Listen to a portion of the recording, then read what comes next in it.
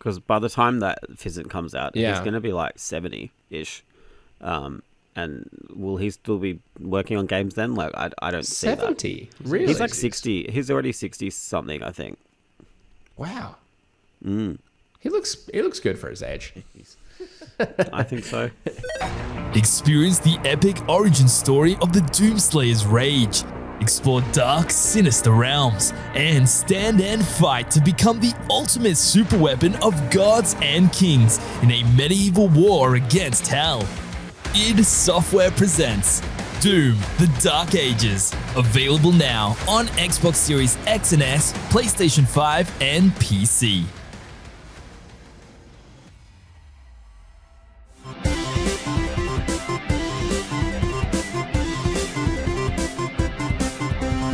Hello and welcome to the Press Start podcast, Press Start Australia's weekly video game discussion podcast. I'm your host, Ewan, joined today by my fellow gamers and co-hosts Brody.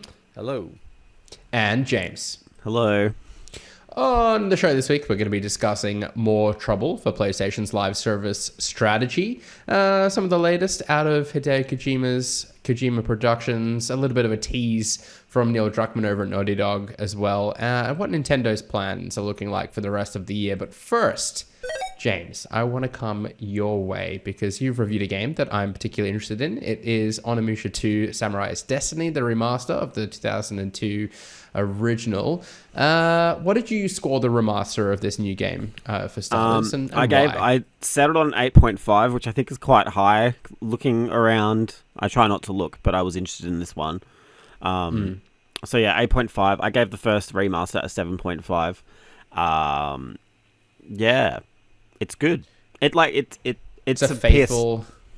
It's a PS2 game, right? Like it's yeah. There are little things. I mean, I feel like if you enjoyed the first Onimusha, you'll be able to enjoy this. Like mechanically, like it's not like any older or anything like that feeling, if that makes sense. It's interesting because these games were actually made together. They made one, they started one, and then they're like, "This is going to be so good. Let's just start two as well with another team." So like they all came out. That's why it was like when you finish the first game, the trailer for the second game was on the disc. Like it's like something that would never happen now. In the future. Yeah.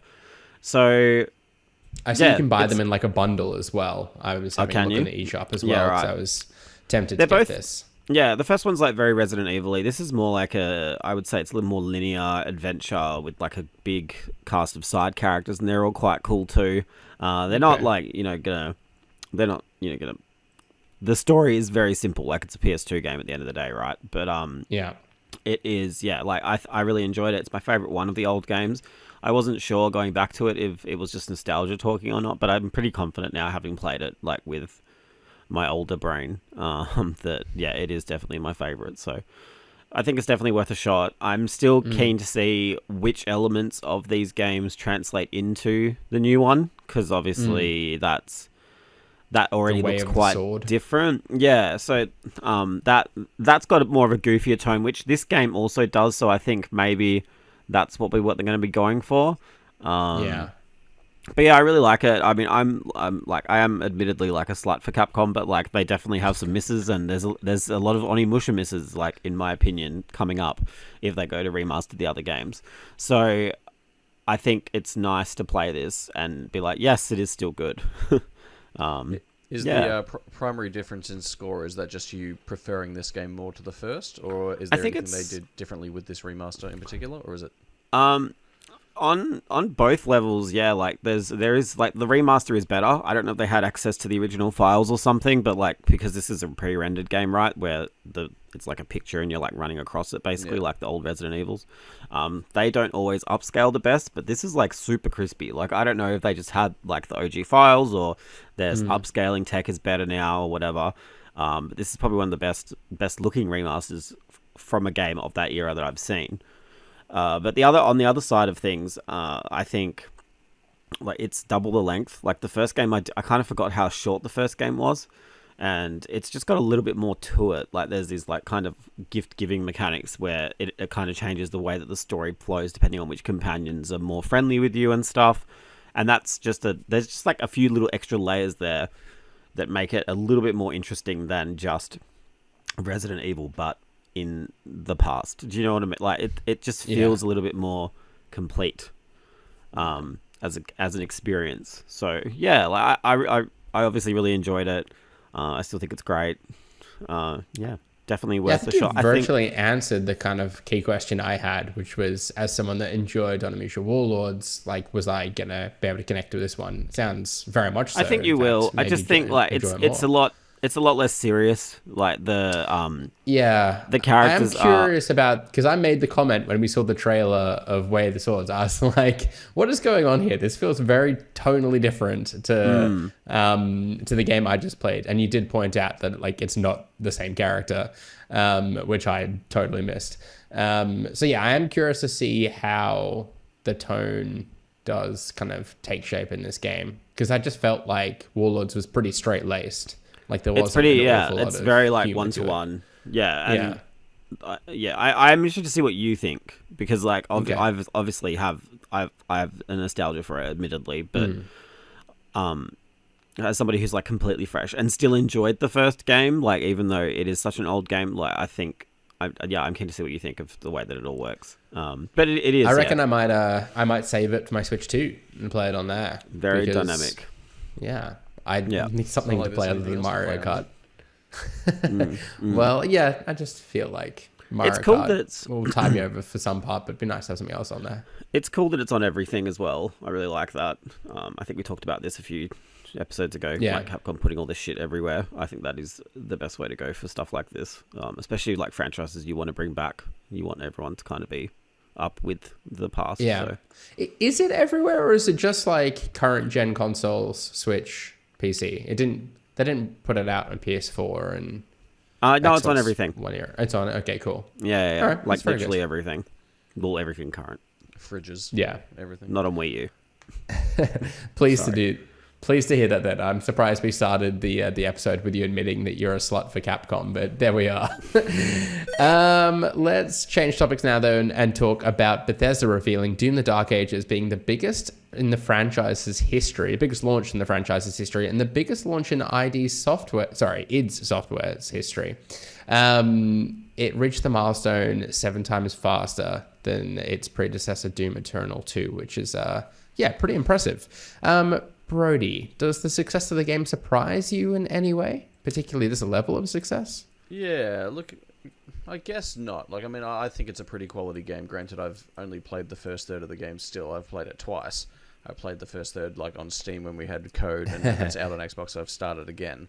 But yeah, no, it seems like it's reviewed well. Like, the critics love it. Like, obviously, there's a lot of talk about, apparently it being perceived as a flop on Steam because it only has like 30,000 concurrents or something like that. But like evidently, like maybe that's where maybe they're not getting it through Steam. Like, I don't know if it's available elsewhere. Like if it's on Game Pass. Yeah, well that's right. PC Game Pass might be bigger than what people maybe give it credit for.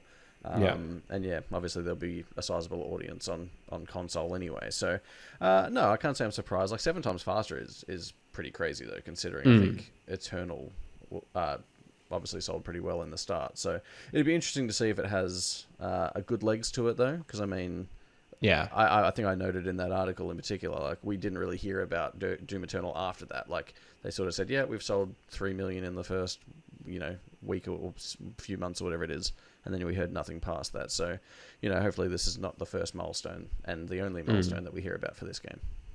I do feel like Doom Eternal continued to sell well after launch. I feel like I constantly saw people picking it up, but no, that's purely like an anecdotal sort of feeling, I guess. But yeah, I'm pleased to see the game do so well. I can't say it surprises me just how well it's done. But I did expect it to perform better, just given that it feels like a lot more accessible. And I think the premise as well is like quite cool, like the whole little medieval sort of angle to it. So yeah, I can see people being tempted to pick it up just as a result of that. What were you going to say, James? I don't want to be like a downer here, but I do think it's hard to compare these two games, right? Because I feel like the way that everything is announced now, it's like players, it's not people who own it, obviously, right? Like the rise of subscription services has definitely like changed that a lot, but it's also because I think we go back to the Steam numbers. Eternal came out like at the height of COVID, like same with Animal Crossing, right? They were like the same week, I think. So like a lot of people I think were naturally inside playing games. So I think that's naturally going to be higher in terms of units sold. But then like I do wonder like how, like I don't think this will have the legs that Eternal has, even though like I would argue Eternal didn't have legs. But yeah, I like the players, is really, really good numbers for them, but I just think like it's because you're not asking for the $100 or whatever to get people in straight away, right? Like I think that's a big change. Yeah. Like you, I mean, you said it yourself, it's more accessible, right? So that does make sense that more people would play it. But then I think if you were to look at units sold, I don't think it would be as strong personally. Yeah, I guess it's kind of hard to like understand really like how they define success as far as Game Pass I just think like I look at like Claire Obscure as an example, and they were pretty upfront and they announced like this is how many we've sold, and that doesn't even include our subs and stuff. And I feel like that's like a way more, that's a bigger kind of that's like a better, more monitor, transparent way I feel like to announce your numbers. Like I feel like that whatever million players is quite obfuscated on purpose. But I'm not like saying it's bad. Like I like the game. I think it should do well. I think it's great that we've got 3 modern Doom games that are all different. But it doesn't surprise me it's done more numbers than Dark Ages. But like I think it's such a different market now for all the other people who are saying it's like doom and gloom for Doom. Yeah. Yeah. As much as I did enjoy Doom the Dark Ages, I still have that itch to go back and play Doom Eternal now. Like I kind of just want to play more Doom games. Granted, we're kind of Doom the Dark Ages is a multi-platform release. It's not strictly kind of an Xbox release. This kind of has been like touted as being part of Xbox's kind of pretty stacked first half of the year. How do you think it's turned out? I think that's kind of about it, right? For like the major releases we sort of had in mind from Xbox in the first half of this year. I think they've done well enough, right? Like they've got people subbed to Game Pass and people paying money for it on PS5 and PC. I was going to say I think it's turned out even better than I thought it was going to. Like I was very much on the fence about how Claire Obscure was going to shake out to be, and obviously that's blown everyone away. I think maybe South of Midnight wasn't quite the sort of heavy hitter that we hoped it would be, but I think Game Pass has really benefited from the likes of like Blueprints being on there. Obviously another kind of contender for Game of the Year already. And like something like Atomfall as well coming out too, which has enjoyed quite a bit of success as well.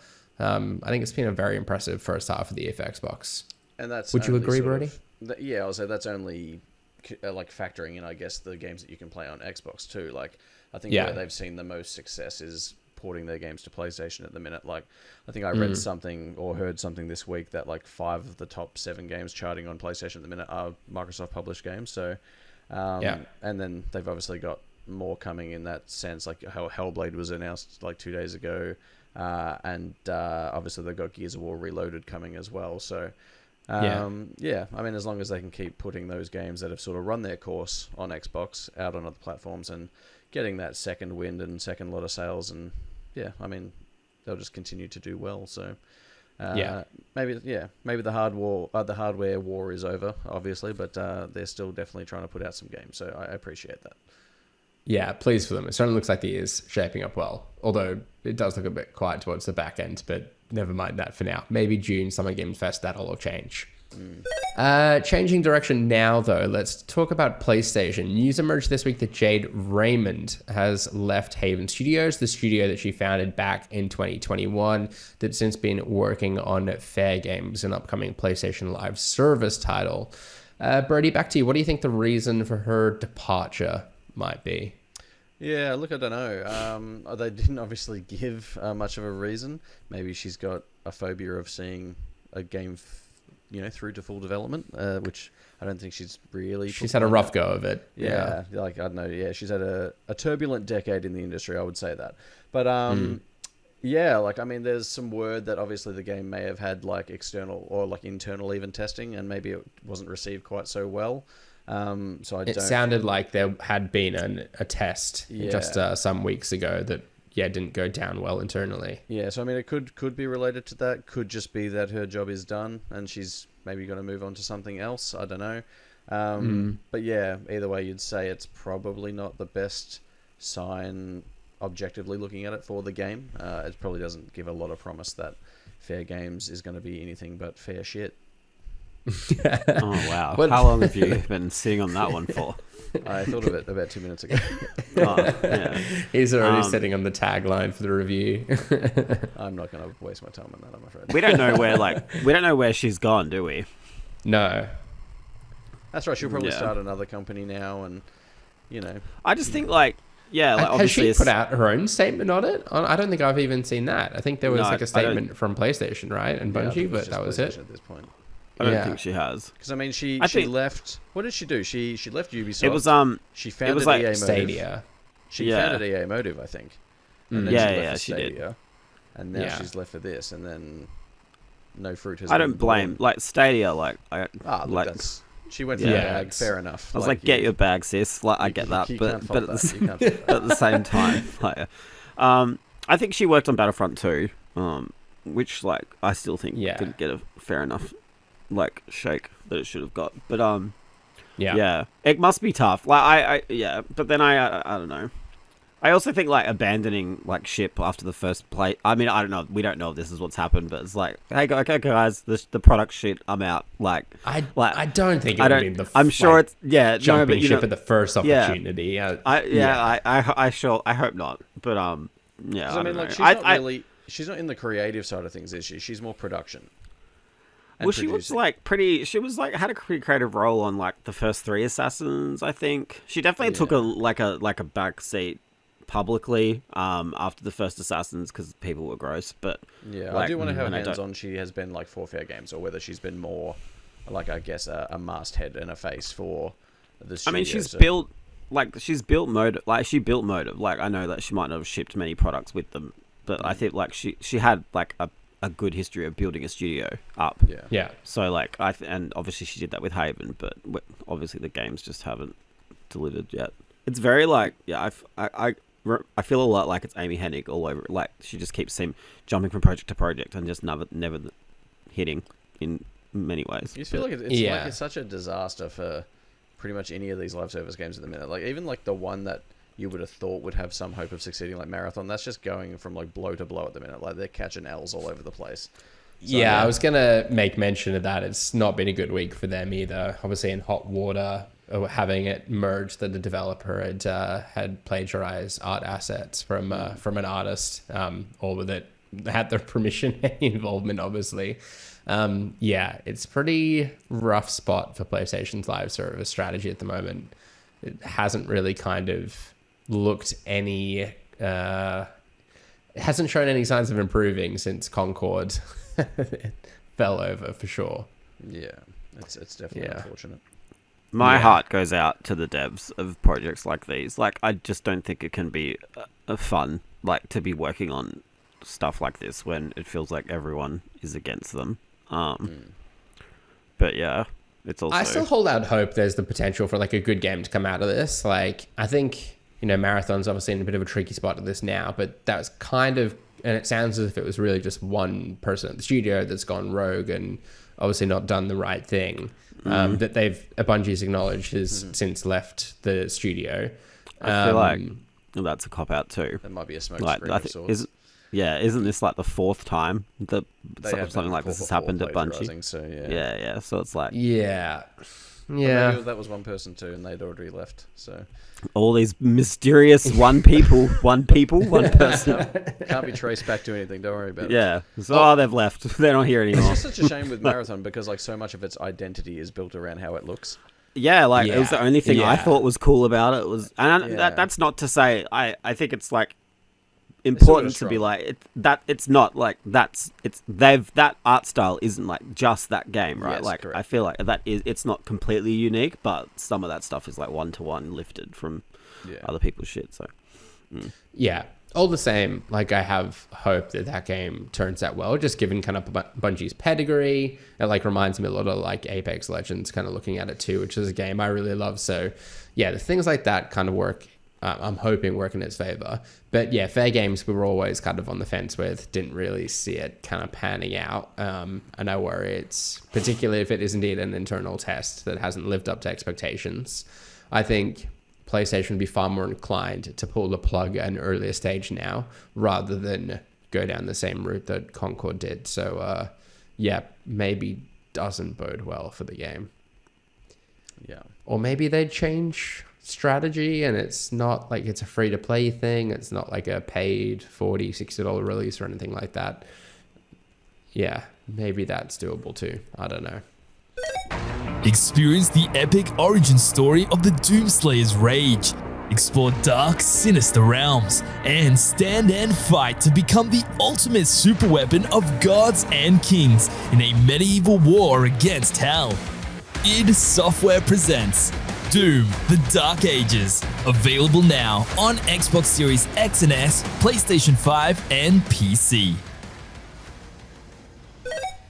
Let's talk about one of PlayStation's other studios now, though. That being, which one did I want to talk about first? Hideo Kojima, who hinted that it might be another 5 to 6 years before we see his espionage action game Physint, suggesting he might take up a film directing role until then, that kind of being the key clue. James, what do you think this means for OD? Got to come out first before Physint. I think if anything, that's just. I think people are more interested in Physint because of what it is, right? Like it's like a Metal spiritual Gear. successor to Metal Gear. Yeah, well, I feel like that is always going to get a little bit more attention than OD. Would you say that people will be interested in what it isn't rather than what it Physint? Just coming out with all the wordplay today. He's got. I can just imagine this little shitty notepad filled with all of these sentences. Like, yeah. Yeah, literally. Yeah. So, what was the question? I don't think that means anything. I think it's just people are talking about Physint because of what it is, and it's a little bit further away. Like, I think when I was there was a lot of talk about like what they were working on, and OD was mentioned a lot as well. Do you know what I mean? But there was no timelines given for any of these projects, but they were always talking about OD and Physint together. Like, I just think this is something people have picked up on. Yeah. And I think OD is maybe closer than we think. It's worth noting too that the news about that Physint, release window that came while he was talking about the Death Stranding film adaptation, but it was also on a Death Stranding 2 junket. So it's probably not likely he'd be talking about an Xbox published project during that kind of thing. Yeah. Fair. And talking like about directorial roles, like Physint is meant to be quite like an interactive experience, right? More so than he's talked about it in other ways other than game. Yeah, and it's a transmedia sort of thing, like it'd be more than one thing. But look, I would think probably I would say once Death Stranding's out this year, I would say that it'd be full steam on OD, and I'd say that's probably likely a next year sort of thing if I had to guess.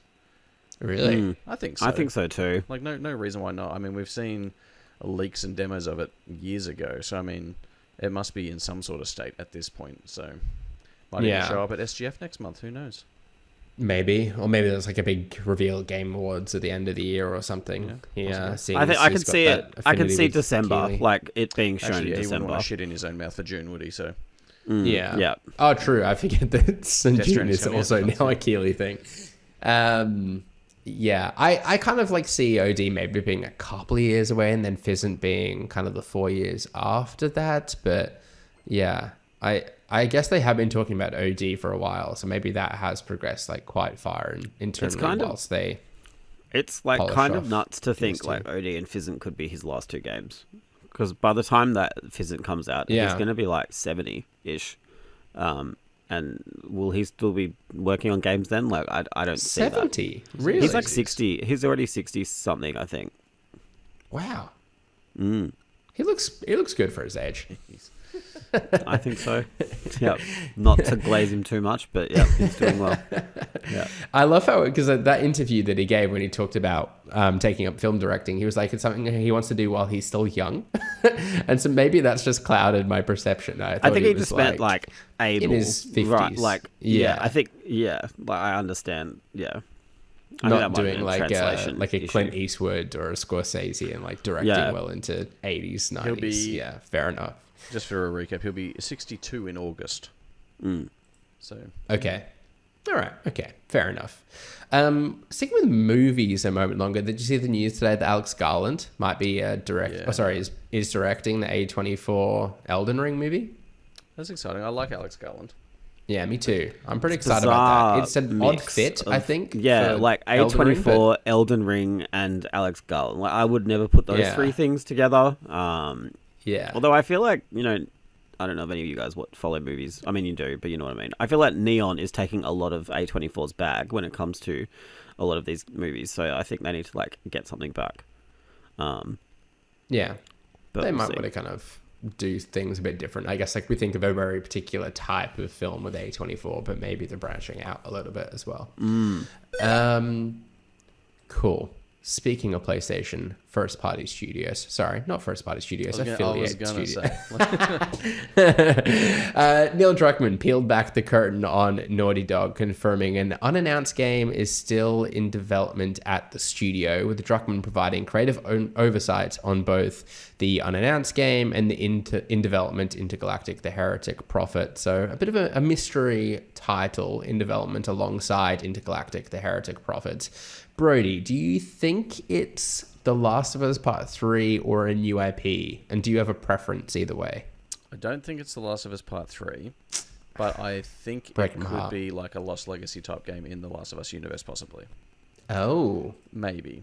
Because I would imagine Druckmann would want to be very much more involved than just, say, like, creatively overseeing. Like, I feel like he'd want to be, like, really entrenched in, like, the last game in that series. I would think, but, I'm not him. I think he would be. I think he's Unless he's underselling his Part 3 to a degree. Yeah, if this is Part 3, I reckon he's probably written the game or like written the story of the game, but he's not like the director kind of on a day-to-day. They do. I reckon he's kind of like... They've got so many guys, or guys and girls there that could, I guess, helm a game, like, and they have done that, so... yeah, you may have a point there. I sort of feel like they're going to be under a lot of...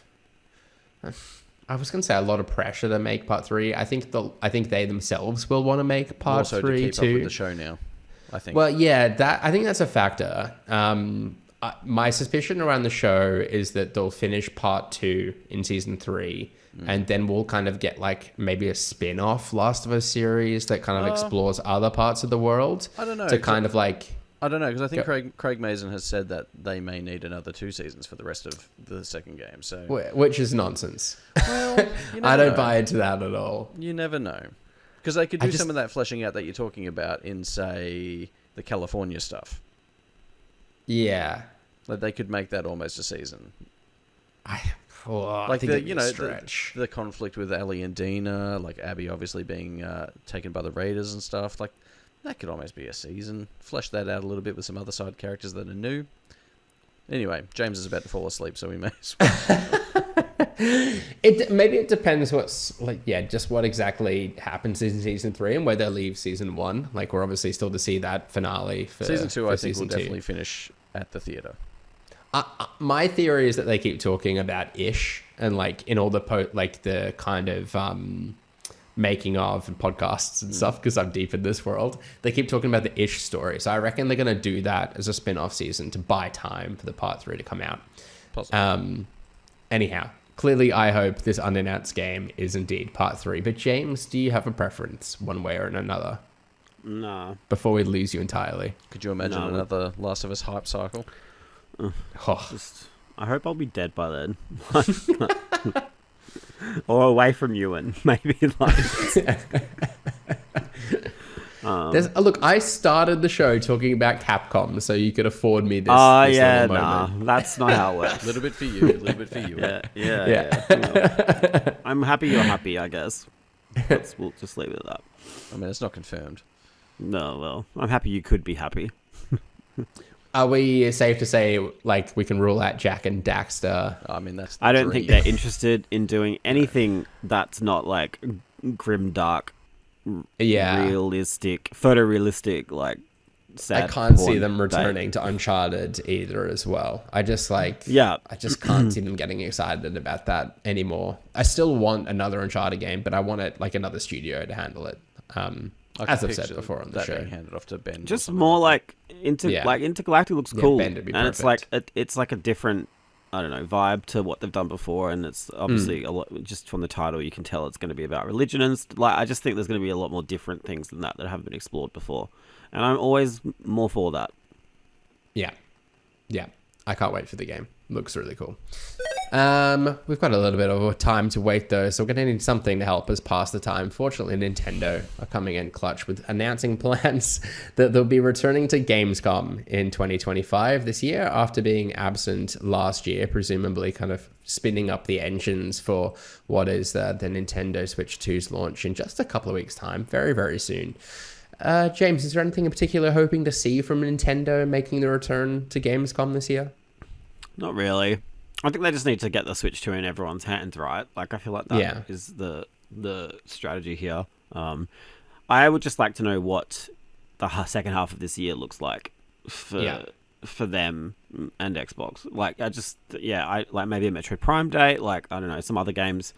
It does feel a little bit quiet games-wise. Like, I know they have new hardware and a new Mario Kart, and that will probably carry them throughout the whole year, but I don't know. Normally they have like a pretty good cadence of releases, so I'm expecting to see maybe some more announcements there. Yeah, I think we definitely do need more to look forward to beyond like Donkey Kong, Metroid Prime obviously being one of them, but and Pokemon but even too, then, I guess, later in the year. There's so many games like that are this year that aren't dated. If that's your Kirby. thing. Yeah, Like, okay. Yep.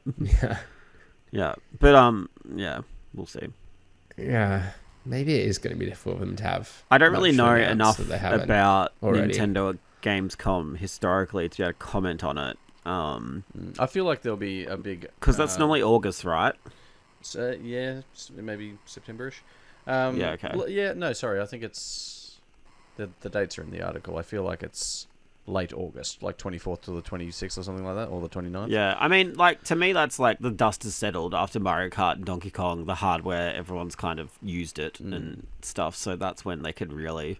Maybe if they just... I mean, who knows? Maybe there's a direct... Because I don't think there's a direct announced for Summer Game Fest time, like that time. So maybe do one a little bit later and then be like, and all this shit's on the floor at Gamescom. Like, maybe something like that, some kind of execution to line up there, but... Yeah. Because also spin up a bit more hype for like Dust Bloods or something like that. Like if that's potentially early the next year, like they could like announce betas and stuff like that. But I think there'll probably be more so like a big influx of like more third party stuff because it's obviously going to be a big focus for them to obviously get all these third parties in. Xbox might announce all their shit coming to Switch too. Like that'd be big for them, I suppose. Game Pass possibly. You know, that'd be wild. But yeah, I think that'd probably be more so the focus will be third party stuff. I think. Yeah, I forgot all about Dusk Bloods, and you reminding me just then got me all excited again. It exists. Yes. Yeah. I was, I thought it... Oh, no, don't worry. I was gonna... anyway, yeah. I think your point's very much right though, James. Like it'll be a matter of just getting it into people's hands. Like I don't know what the situation is like in Europe. Obviously Japan and America, the demand still seems strong despite the kind of high cost, but maybe Europe's kind of got a similar situation to us as well, and that people are a little bit skeptical of the price. So getting it in people's hands, I'm sure it's going to work in its favor. And yeah, Brody, I think for sure, like a big feature now has to be like the third party releases coming out to it. Maybe even Hollow Knight, Silk Song, like somewhere kind of announced in the lead up, and allegedly still talked about in terms of this year, right? It was in the scissor reel. Yeah, and if it's going to be playable in Melbourne at a museum exhibit in September, maybe makes you wonder they have it in other places first. Yeah. It's kind of wild. That game remains a mystery to me.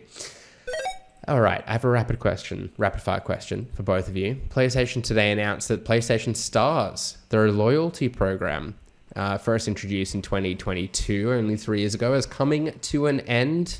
James, will you miss it? I don't think I ever signed up. So no. I'm not. Yeah, I the did stars sign are up. not shining for me. Put it that way. You reading from Brody's book. Yeah, literally.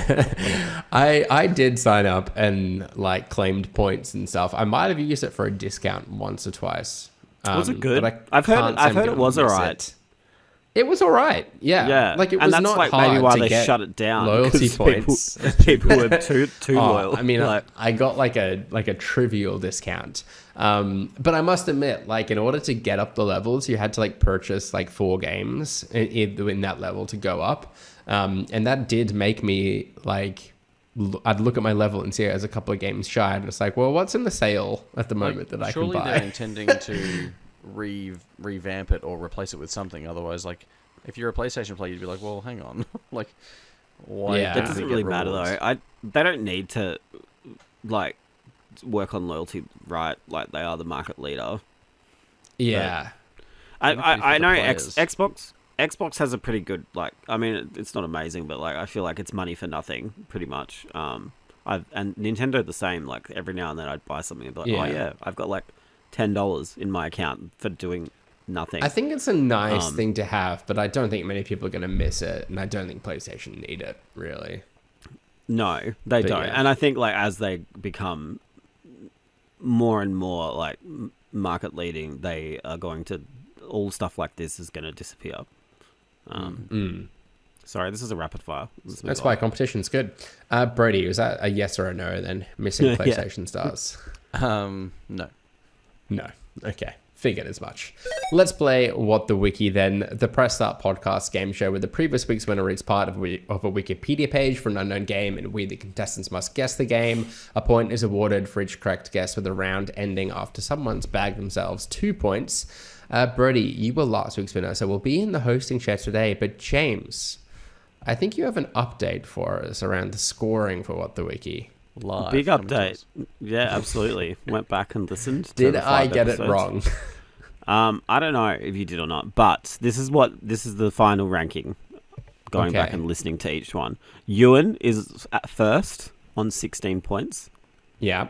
Brody I like is it so second far. on 14 points. 14? Oh. Yes. I'd 15, you overstated a point. Wow. James, that's me, is on 11 points. Uh-huh. Shannon on 7. Yep. And Harry, in his only appearance, got a clean sweep. Not his only appearance, that's a lie. I dropped Harry off. Yeah, so Harry's got 3 points. I'm wondering where this missing point of mine has gone. I think I'm going to launch Are an you sure? Huh. What do you Am mean, I you sure? wouldn't have missed that. Because, yeah, Brody got 2 points That's last right. week. We don't need to delve into this Maybe. now. Yeah. I'll hire some people. I'm going to launch my investigation. I'll readjust. I mean, what's the word? I don't know. I'll reassess. Readjust. I'll do it. I was under like timely duress from the rest of the team. I had to be here, so Either way, the scores are still TBD for the moment. But so first is Ewan, Brody second, James is third. Yeah. that's all we need to know. That worked out very well for me. I'm very happy with that, James. I'm like Thank shocked. you for that. Like who would have ever pinned Ewan being on top? I know. It's been Not an me. unusually good season for me. Ewan's always on top, I hear. Could all change. We're only 5 months into the year. Anyway, let us move on. Game number 1. Oh, shit. I might read them in the other screen. I was also away for like 5 weeks so far this week, so that's probably why. I'm just gonna say that, but that's okay. That sounds like a cop-out to me. Well. I'm going with it. All right. This should be relatively quick, I would think. Ooh. Where to start? Set in a retro-futuristic sci-fi world inhabited by coexisting humans and humanoid aliens, the game revolved around battles between teams on competing mercenaries. The game received mixed reviews from critics.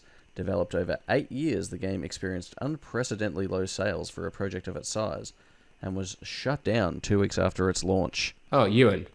Ewan. It's Concord. It is Concord. You didn't even ask it as though it was a question then. You were so confident. So resolute. Okay. Could only really be one game. 1 point to Yui. Alright. Game number 2. This game is played from a first-person perspective with no combat. Its themes include bullying, the impacts of social media, and suicide. They are the primary themes of the game. Ewan. Oh. James. Is it Silent Hill, The Short Message? It is Silent Hill, The Short Message. I was there. James just quicker. Okay. Eat shit, Ewan. A point apiece. This is the crowning point. All right. Okay. The game is an action-adventure game set in an open world based in blank. Players control blank, which features the total of 8 playable characters, including the 4 initial members, as well as post-launch additions. While it can be played solo, the game features a 4-player cooperative multiplayer mode. When played solo, players can switch between characters at will, while the other characters are controlled by the AI. Each character has access to 3 weapon classes, with each class being shared by multiple characters. Each character has a unique melee combat style and traversal method. James. Is this Suicide Squad Kill the Justice League? It is Suicide Squad Kill the Justice League. Those were among 3 of the worst reviewed games last year, according to. They added 4 more characters to that. Yeah, apparently so. Wow, Mr. Freeze is one of them. He's that's what was no throwing Mrs. me Freeze off. isn't. There's a Mrs. Freeze, I think. Look, I didn't read it properly. You might be right. I don't know. Okay. God, I wasn't even registering Suicide Squad there. Well done, Neither James. was I. The 8 people threw me off. But yeah. Well, congratulations, James. Up to an undetermined amount of points. Well done. No, he's up to 13 points now. So just one behind you now, Brody. No, allegedly. Maybe 2. I'm glad I managed to get a point out of that, though, because that's giving me a healthy 3-point bump at the moment, which feels pretty good. Allegedly, yeah. It could all change, apparently. But with that, let's bring an end to what was this week's episode of the Press Start podcast. Subscribe to us on Listener or the podcast service of your choice. Follow us at pressstart.au and visit the site at pressstart.com.au. We've been joined today by Brody. Thank you. You can follow me on most things at Brody_DG. And also joining us today, it was James. Yeah, you can find me on X at JamsATJAMZ or elsewhere. And I've been your host, Ewan. You can follow me on socials at Ewan_Roxborough. I'm going to be cashing in whatever loyalty points I have left on PlayStation Stars. But until next time, happy gaming. Bye. Bye.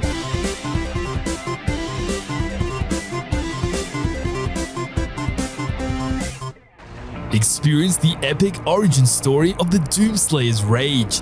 Explore dark, sinister realms, and stand and fight to become the ultimate superweapon of gods and kings in a medieval war against hell. id Software presents Doom: The Dark Ages. Available now on Xbox Series X and S, PlayStation 5, and PC.